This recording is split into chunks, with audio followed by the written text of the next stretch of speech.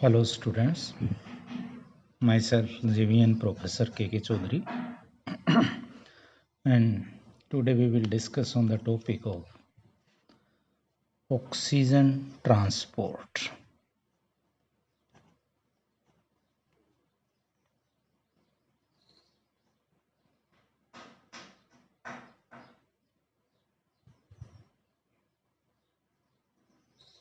Or transport of oxygen. We have earlier discussed about the partial pressure, diffusion, different volume and the capacities, external and internal respiration. Now, and the factors which affecting the exchange of the gases. Now we will discuss about the transport of oxygen, then transport of carbon dioxide separately. Now the transport of oxygen. Oxygen does not dissolve easily in water. So only 1.5% के oxygen not dissolve in water.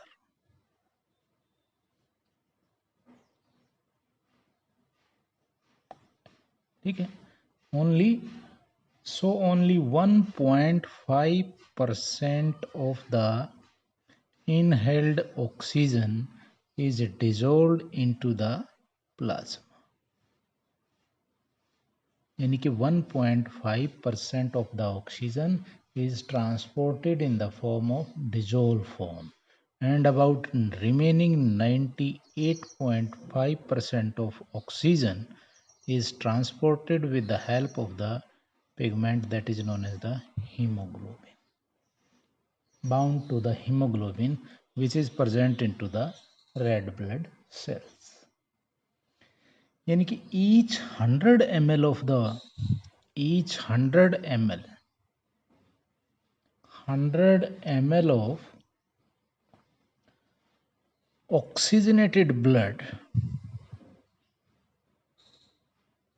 contain 20 ml of oxygen. 20 ml of oxygen means 1.5% in the dissolved form and 98.5% combined with the hemoglobin. You can say that 0.3 ml is transported in the form of dissolved plasma के अंदर and remaining 19.7 ml is bound with the hemoglobin. ठीक है, तो haemoglobin यहाँ तक समझ में आ गया कि जो ऑक्सीजन है वो 1.5% आपकी प्लाज्मा में डिजोल्व होगी. As the oxygen enter into a cell in the body, then first it dissolve into the plasma, and after saturation of the plasma it then bind with the hemoglobin. ये नहीं है कि पहले जाते ही सीधी haemoglobin से bind होगी उसके बाद प्लाज्मा में डिजोल्व होगी. एक नहीं, ये पहले प्लाज्मा में डिजोल्व होगी. जब प्लाज्मा फुल्ली सैचुरेटेड हो जाएगा तब ये आपकी हीमोग्लोबिन से बाइंड होगी. तो हीमोग्लोबिन में क्या है कि जो haem portion haem portion of haemoglobin, इसके अंदर क्या है 4 एटम्स ऑफ आयरन के 4 एटम्स उसके अंदर, और each capable of binding with the 4 oxygen molecules,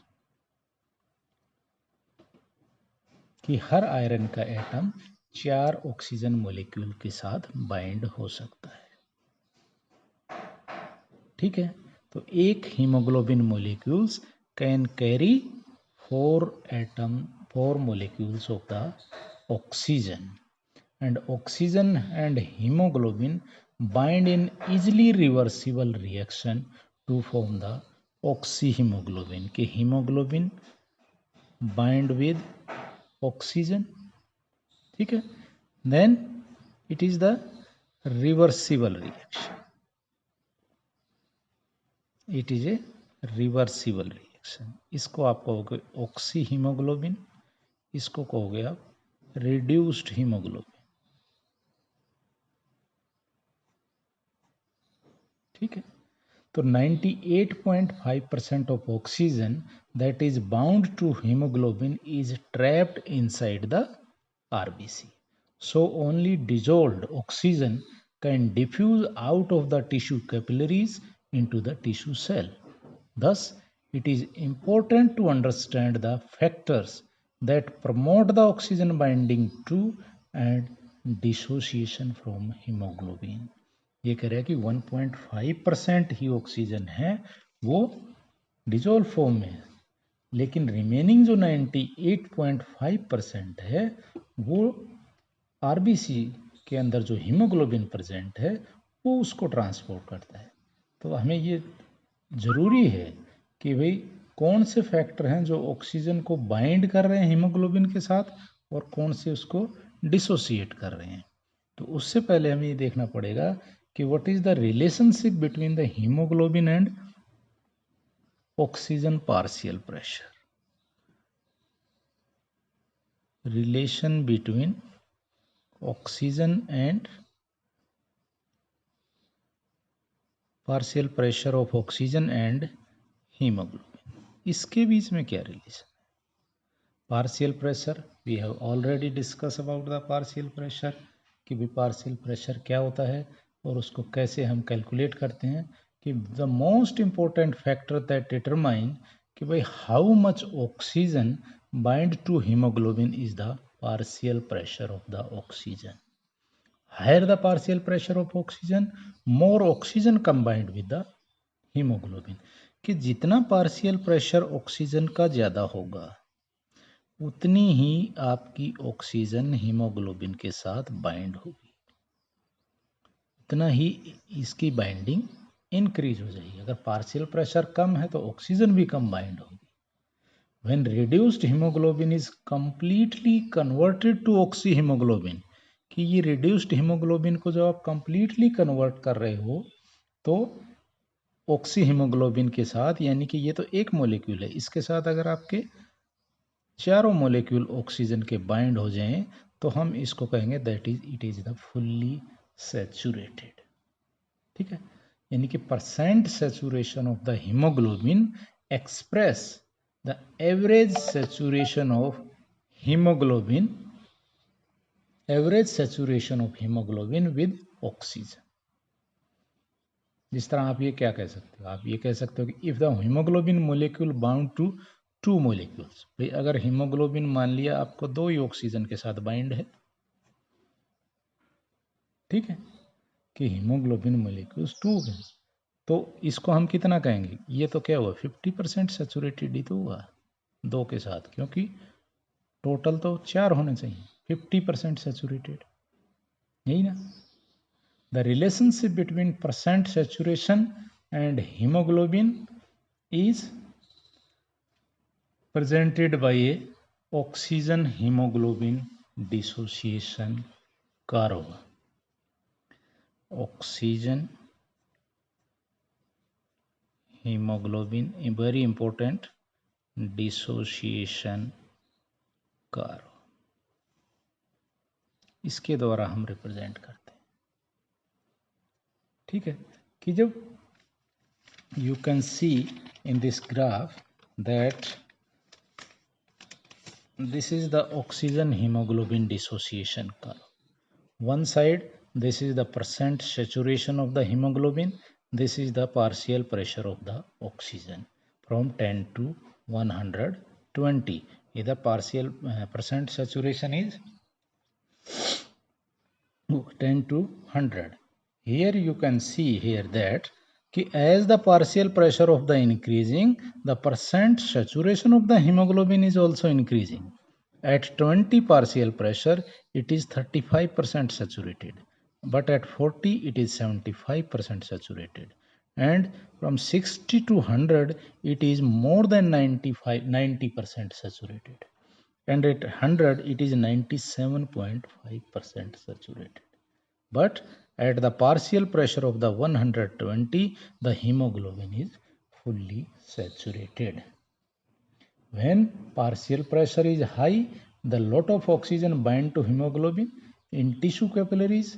आप देखोगे कि टिश्यू कैपिलरीज के अंदर क्या है, there is what, partial pressure is lower, है ना। तो haemoglobin does not hold as much oxygen and the dissolved oxygen is unloaded via diffusion into the tissue cells.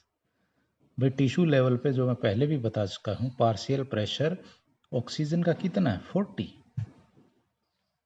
ठीक है, और CO2 का कितना है 45। तो यहाँ पर क्या होगा, जितना पार्शियल प्रेशर डिफरेंस, भाई कैपिलरी ब्लड के अंदर कितना है 100, तो जितना पार्शियल प्रेशर डिफरेंस ज़्यादा होगा उतनी ही अनलोडिंग ज़्यादा हो जाएगी, ठीक है। कि hemoglobin is still 75% saturated with oxygen at partial pressure of 40 mmHg। ये कह रहे हैं कि भाई 100 से 60 तक आपका 90 से ज़्यादा सेचूरेटेड है, लेकिन जब पार्शियल प्रेशर आपका 60 से 40 आया तो भी कितना है आपका हीमोग्लोबिन 75% सेचूरेटेड है। The average partial pressure of the tissue cell in a person at rest. This is the basis for earlier statement that only 25% of available oxygen unload from the hemoglobin and is used by tissue cell under resting condition। कि total 100% oxygen के अंदर 25% ही हमारे sales use करते हैं, बाकी remove हो जाती है, 75% वापस चली जाती है रेस्टिंग कंडीशन से। फिर आप देखोगे कि when the partial pressure is between 100 to 60, hemoglobin in 95, 90 या 90 more than 90 is saturated, thus the blood pick up nearly full load of oxygen from the lungs even when partial pressure of oxygen of alveolar layer is as low as 60 mm।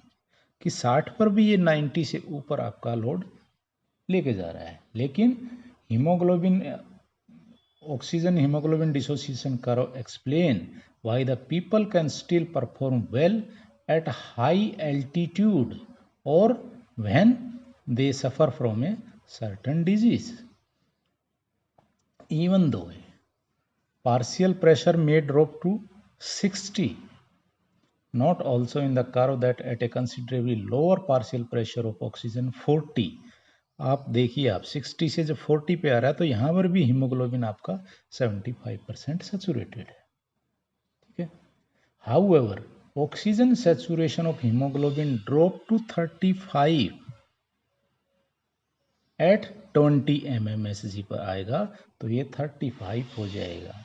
तो between 40 to 20 a large amount of oxygen are released from the hemoglobin in response to small decrease in partial pressure। कि जब 40 से 20 partial pressure आया तो partial pressure difference तो कम हो गया, लेकिन ऑक्सीजन ज़्यादा unloading, then a large percentage of oxygen released from the hemoglobin providing more oxygen to the metabolically active tissue, ठीक है।